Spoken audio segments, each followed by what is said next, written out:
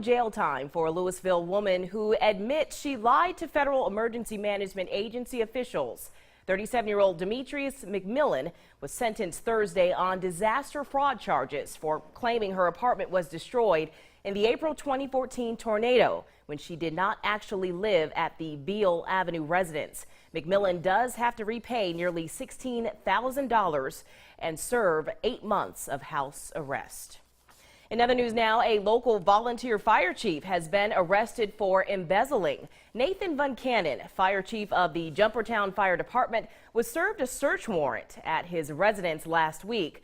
During the search, several items were seized and Van Cannon was charged with embezzlement. It's believed the fire chief took the money from his fire department between April and October of this year. A professional bond only was set at $120,000 and the case is still under investigation.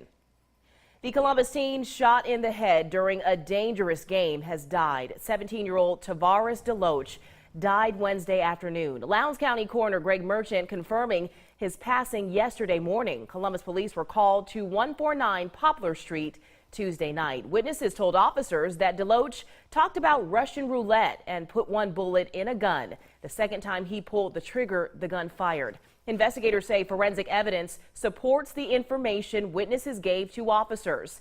CBD says there was retaliation shootings early the next morning at a home next door that stemmed from the shooting. Both incidents remain under investigation. The Mississippi Supreme Court is upholding the conviction and death sentence of Curtis Flowers for the 1996 murders of 4 Winona furniture store workers. The state's top court rejected claims made by Flowers that numerous errors were made in the 2010 trial. Flowers' counsel says the state did not prove he killed Bertha Tardy, Robert Golden, Carmen Rigby, and Bobo Stewart. His lawyers also argue eyewitness identifications were illegally allowed in that trial and that black jurors were purposely excluded from the jury pool. Yesterday's ruling is connected to Flowers' 6th trial in the case. 5 prior trials either ended with convictions, which were overturned, or declared mistrials. Well, first they were after one guy. Now the Monroe County Sheriff's Department is searching for 2 men who they think committed several burglaries together. James Chris Stanley of Aberdeen has half a dozen felony warrants out for his arrest. Regarding 6 church break-ins, investigators are also looking for Travis Jackson.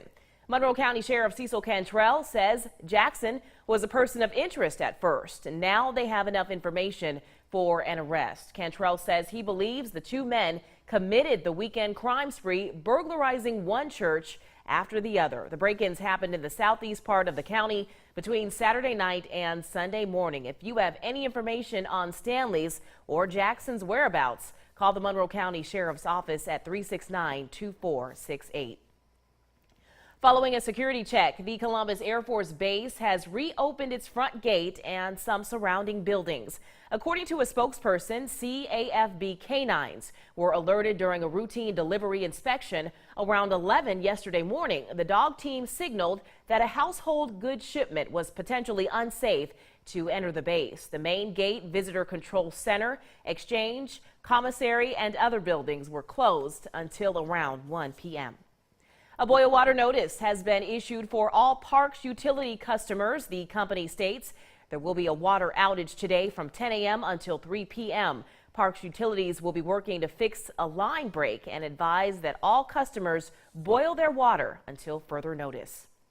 And finally, a Lowndes County school is closing to disinfect its campus after a number of students become sick. Columbus Christian Academy will be closed today and Monday after nearly 70 students have been out sick. School officials say those 2 days will be used to clean the facility with disinfectant. A flu-type illness has been swirling around the school. Coming up on Sunrise, Alex will have more on what we can expect in our weekend forecast. And next, why a music video shoot got crashed by the cops.